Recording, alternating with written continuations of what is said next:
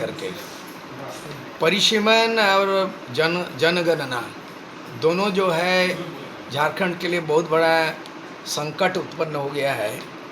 एक तो जनगणना अभी 2026 से 2027 अभी प्रक्रिया जारी हो चुका है और उसी आधार पर एक लंबित पड़ा हुआ है 2007 का मामला, परिसीमन का मामला।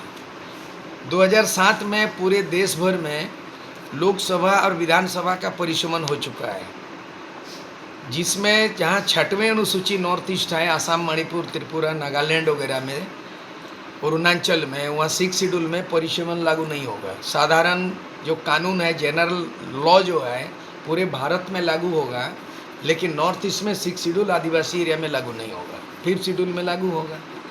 तो ये आपत्ति प्रधानमंत्री, गृह मंत्री, राष्ट्रपति को दिया गया था 2007 में, तो यहाँ पे वो लंबित हो गया। तो एक स्पेशल ऑर्डर निकला कि 2026 में लागू होगा। फिर ये 2026 चल रहा है, विधानसभा बना दिया। और 5th शेड्यूल में आप जनसंख्या क्यों किया? तो जनसंख्या को आधार बनाइएगा तो हमारा घाटा हो रहा है, तो हमारा घाटा होगा, अस्तित्व खतरे में है, तो हम डिलिमिटेशन होने नहीं देंगे। इसीलिए हम लोग आने वाला दिन में 25 जून को दिल्ली चलो का आह्वान किया 2 मामले में। डिलिस्टिंग फिलिस्टिंग जो कर रहा है भी भेदभाव, दूसरे बाद आदिवासी को वनवासी बोला है अमित शाह गृह मंत्री, उसका विरोध में हम लोग राष्ट्रपति को पूछेंगे कि राष्ट्रपति महोदया आप आदिवासी हैं, आप आदिवासी के नाम से राष्ट्रपति बना दिया और आदिवासी को भी वनवासी आप बोल दिया। अब सर्वत्र पूरे भारत देश में कम से कम 700 से ज़्यादा आदिवासी कौम है, कम्युनिटी है, समुदाय। उन लोगों को हमने अपील किया है और राष्ट्रपति से मिलने जा रहे हैं हम लोग। 25 जून दिल्ली चलो, और पूरे भारत के सभी राज्यों से लोग जा रहा है और हम लोग डिलिमिटेशन विरोध करते हैं। हम लोगों का कहना है जो भारत का संविधान में डिलिमिटेशन जो है 6 शेड्यूल में लागू नहीं होगा, वहाँ भी आदिवासी, यहाँ भी आदिवासी है। 5th शेड्यूल में क्यों लागू होगा? अगर 5th शेड्यूल में लागू होता है तो उदाहरण के लिए झारखंड में ऐसा है कि हमारा 7 गो MLA सीट डिरिजर्व हो रहा है और 1 गो MP का सीट को खत्म कर दे रहा है। शेड्यूल कास्ट का जुगसलाई को भी नामो निशान मिटा दे रहा है और आरक्षण भी खत्म कर दे रहा है। कौन बर्दाश्त करेगा? आज के तारीख में भारत के नागरिकों की बात करते हैं, मौलिक अधिकार की बढ़ रहा है। हमने परिसीमन को देखा कि झारखंड में टोटल 81 सीट है विधानसभा, और उसमें से 28 सीट जो है ना आदिवासी के लिए सुरक्षित है। मैं आदिवासी की बात कर रहा हूँ। और दलित के लिए भी जो है ना शेड्यूल कास्ट के लिए 9 गो सीट रिजर्व है, और जबकि आदिवासी के लिए 28 को रिजर्व है। अगर परिसीमन लागू होता है 2026 में तो सीधे तौर पर 7 गो विधानसभा आदिवासी रिजर्व सीट डिलिस्ट हो जाएगा, मैंने डिरिजर्व हो जाएगा, और 1 गो लोकसभा हम लोग खो देंगे। लोकसभा पूरे झारखंड में 14 सीट है, और 14 में से 5 सीट जो है ना वो आदिवासी के लिए सुरक्षित है। राजमहल नाम को उड़ा दिया गया परिसीमन में। राजमहल लोकसभा है जहाँ पे अभी कोई थॉमस हंसदा है, झारखंड मुक्ति मोर्चा के MP है, इलेक्टेड लोकसभा है थॉमस हंसदा। आपका राजमहल आदिवासी रिजर्व सीट है। अगर परिसीमन में हम देख रहे हैं कि राजमहल नाम आउट है,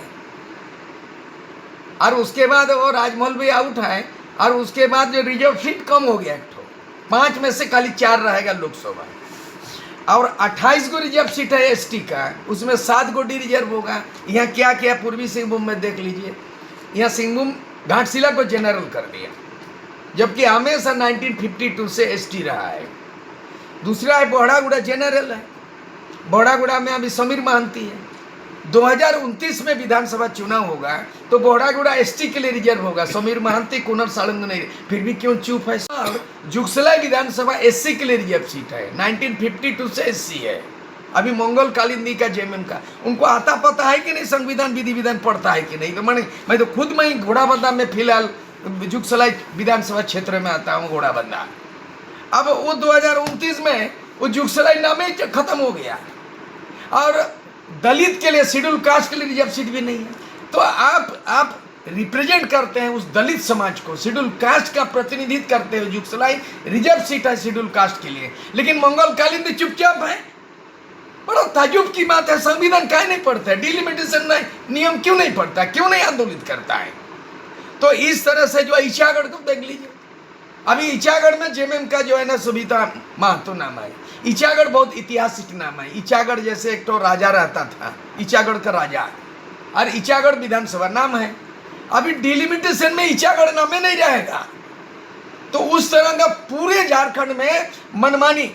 अब हम लोगों को ये लेकर के डीसी लेवल पे जाके बात करेंगे कि ये रिपोर्ट कौन रिपोर्ट किया डिस्ट्रिक्ट से, फिर स्टेट में बात करेगा, फिर दिल्ली जाना होगा, डिलिमिटेशन का अलग बात है। तो आप हमारा आदिवासियों को पॉपुलेशन क्यों गिनते हो? नॉर्थ ईस्ट में मणिपुर, त्रिपुरा, अरुणाचल में जहाँ पे लोगों का 50,000 पॉपुलेशन है, कहीं 1 लाख पॉपुलेशन है, वहाँ पे आपने ज्योग्राफिकल एरिया छोटा की बात करते हैं, माइनॉरिटी के लिए बात करते हैं, तो हम कौन चीज़ के लिए करेंगे? हम झारखंड राज्य बना आदिवासी राज्य। इसलिए आने वाला दिन में हम लोग मेमोरेंडम देने जा रहे हैं कि आज तो मुख्यमंत्री बन गया, आज इन 25 वर्षों के अंदर में आज 14 को मुख्यमंत्री बन गया, और एक तो रघुवर दास बीजेपी जनरल छोड़ करके सब आदिवासी मुख्यमंत्री बना। अगर परिसमन लागू होगा तो नसीब में नहीं आएगा आदिवासी मुख्यमंत्री झारखंड में, जनरल हो जाएगा और हम लोग कहीं के नहीं रहेंगे। इसलिए हम लोग परिसीमन का विरोध करते हैं। और नॉट ओनली विरोध, हम लोग हिंदू नहीं है, आदिवासी प्रकृतिवादी है। वनवासी का नाम आप परिभाषित नहीं कर सकते, क्योंकि कोई भी पॉलिटिकल पार्टी के रूप में किसी भी जाति और समाज को परिभाषित नहीं कर सकता।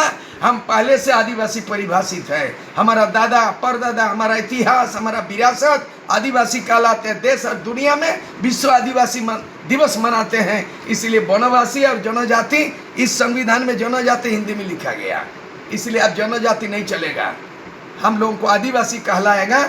और गुहार लगाएंगे राष्ट्रपति से, दिल्ली चलो, 25 जून दिल्ली चलो भारत के सभी आदिवासी। इसी के तैयारी के क्रम में हम ये प्रेस वार्ता कर रहे हैं।